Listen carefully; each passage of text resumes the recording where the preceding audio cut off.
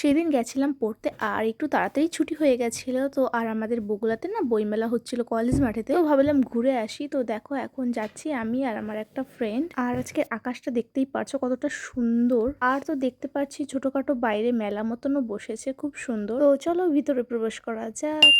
আর আমাদের বগুড়া কলেজ মাঠে তো প্রতি বছর বইমেলা হয়। তো আগের বার তো আসতে পারিনি, তো ভাবলাম এবার ঘুরেই আসি। আর আজকে আমি জানতামই না বইমেলাতে আসবো। তো যাই হোক, হাতে যখন টাইম আছে ভাবলাম ঘুরেই আসি। আর আমি ভেবেছিলাম একটা গল্পের বই কিনবো, কিন্তু লাস্ট মোমেন্টে কেনা হয়নি। আর কি আর বলি গাইস, বই তো পড়ি না, আবার গল্পের বই পড়বো নাকি।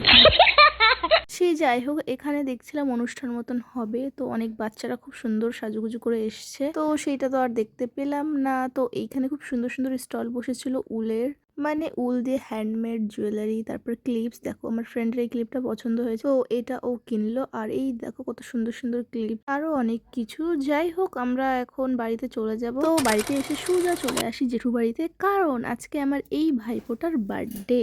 তো সবাই তো বেলুনস ফোলাচ্ছিল, আর তারপর এখানে ডেকোরেশন করতে চলে আসি। তো ডেকোরেশন করার পর আমরা চলে যাই আর একটা কাজে, এই দেখো লুচি বেলতে। আর এইখানে একটা বোন বেলছিল, দেখো কত ছোট বেলুন চাকি। সে যাই হোক, এইখানে আর একটা দিদি দেখো লিচি কেটে দিচ্ছিল। তো তো এই যে দেখো বার্থডে বয় খুব খুশি আনন্দ করছে, দেখো কি সুন্দর মজা পাচ্ছে ও। অন্য অন্য বাচ্চারা তো কান্নাকাটি করে, কিন্তু ও এত খুশি কি বলবো। সে যাই হোক, তোমরা কমেন্টে হ্যাপি বার্থডে উইশ করে দিও। আর এইখানে দেখো আমি বেলুন ফাটানোর জন্য হাতে নিয়ে নিয়েছি বেলুন, কারণ ও যখন কেক কাটিং করবে তখনই ফাটাবো।